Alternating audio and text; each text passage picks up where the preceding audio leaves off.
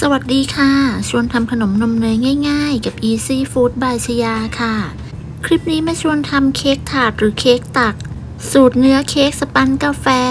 ปาดด้วยบัตเตอร์ครีมกาแฟเข้มข้นเราไปดูวิธีทำกันเลยค่ะก่อนจะลงมือทำเรามาเปิดเตาวอร์มไฟก่อนค่ะจากจะอบที่อุณหภูมิ160องศาก็จะวอร์มไฟไว้ที่170องศาเพื่อป้องกันไฟลดลงจากการที่เราเปิดปิดเตาค่ะต่อไปเรามาทำนมกาแฟก่อนค่ะผสมผงกาแฟลงไปในนมร้อนจากนั้นคนให้เข้ากันแล้วพักไว้ให้เย็นค่ะเสร็จแล้วเราไปตีส่วนผสมเลยค่ะใส่น้ำตาลทรายและเกลือลงไปในโถค่ะจากนั้นร่อนแป้งเค้กและผงฟูลงไปในโถค่ะร่อนแป้งเสร็จแล้วให้คนส่วนผสมของน้ำตาลและแป้งให้เข้ากันค่ะต่อไปเราก็จะใส่ไข่ค่ะจะใส่เป็นไข่ไก่เบอร์2จำนวน4ฟองแนะนำให้ใส่ไข่ลงไปทีละ1ฟองเนื่องจากหากพบว่ามีไข่เสียจะได้ไม่เสียไปทั้งหมดค่ะจากนั้นป้าย SP ไปที่หัวตะกร้อค่ะแล้วก็ใช้ตะกร้อมือคนส่วนผสมให้เข้ากันก่อนที่จะนำไปตีค่ะเมื่อคนจนเข้ากันดีแล้วก็นำไปใส่เครื่องตีได้เลยค่ะเปิดสปีดความเร็วไล่จากระดับความเร็วต่ำไปจนถึงความเร็วสูงตีจนกระทั่งส่วนผสมมีลักษณะเป็นสีขาวหรือสีครีมอ่อนและมีความข้นค่ะจะใช้เวลาตีประมาณ5นาทีแต่ทั้งนี้ก็ขึ้นอยู่กับเครื่องที่แต่ละท่านใช้ด้วยนะคะส่วนผสมที่ได้จะมีลักษณะไม่ข้นแล้วก็ไม่เหลวเกินไปค่ะจากนั้นค่ะก็ให้เราหยุดเครื่องแล้วก็ปาดโถค่ะต่อไปค่ะเราก็จะมาเปิดสปีดความเร็วต่ำทยอยใส่นมกาแฟลงไปเป็นสายดูตามคลิปเลยนะคะ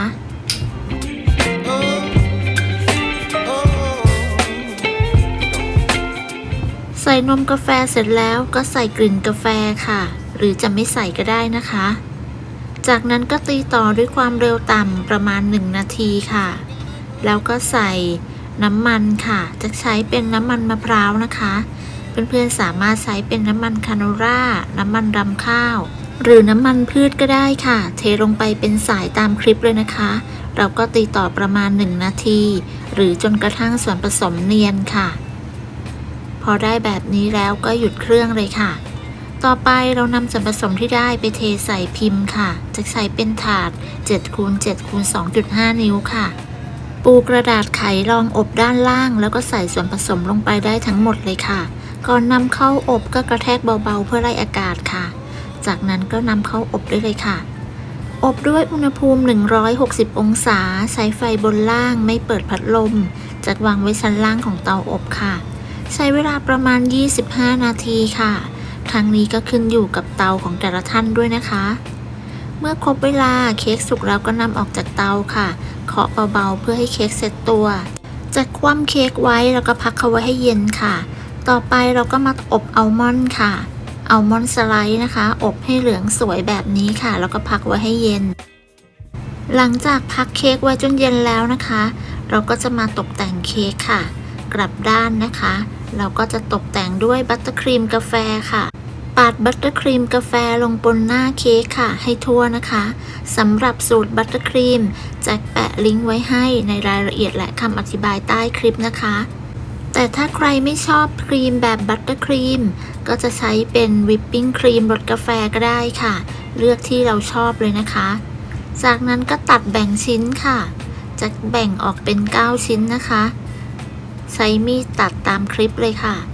แล้วก็ตกแต่งด้วยอัลมอนด์สไลด์ที่เราอบไว้นะคะแล้วก็พักไว้จนเย็นแล้วค่ะวางอัลมอนด์สไลด์บนหน้าเค้กเสร็จแล้วจะราดด้วยคาราเมลค่ะสูตรและวิธีการทำจะแปะลิงก์ไว้ให้ในรายละเอียดและคำอธิบายใต้คลิปนะคะราดมากน้อยตามที่เราชอบเลยค่ะเพียงเท่านี้ก็เสร็จแล้วนะคะเค้กสปันเค้กถาดหรือเค้กตักรสกาแฟทำง่ายมากๆเลยค่ะสูตรนี้ใช้น้ำมันแทนเนยก็ประหยัดต้นทุนไปได้อีกด้วยนะคะวิธีการตักดูตามคลิปเลยนะคะ แสะด้านข้างนะคะแล้วก็ใช้สปาตูล่ากับไม้พายช่วยยกออกมาแบบนี้ทำไม่ยากค่ะพอตักชิ้นแรกได้แล้วชิ้นต่อไปก็จะง่ายขึ้นแล้วนะคะแสะด้านข้างแล้วก็ใช้ไม้พายช่วยตักยกขึ้นมาง่ายๆแบบนี้เลยค่ะเค้กสปันกาแฟสูตรนี้เนื้อนุ่มมากๆเลยค่ะประหยัดต้นทุนสูตรบัตเตอร์ครีมกาแฟก็อร่อยเข้มข้นมากๆเลยค่ะถ้าใครชอบก็ลองทำกันดูนะคะ